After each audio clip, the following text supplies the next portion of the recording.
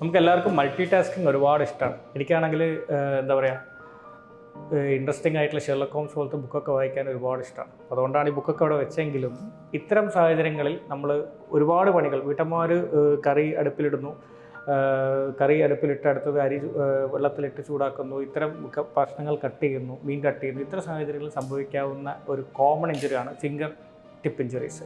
അത് ചിലപ്പോൾ മിക്സിയിൽ നമ്മളെ സാധനങ്ങൾ ഇടുമ്പോൾ ആയിരിക്കാം, അല്ലെങ്കിൽ ചിലപ്പോൾ അവർ പെട്ടെന്ന് എന്തെങ്കിലും കട്ട് ചെയ്യാൻ വേണ്ടി മുളക് പെട്ടെന്ന് കട്ട് ചെയ്തിടുമ്പോൾ ആയിരിക്കാം.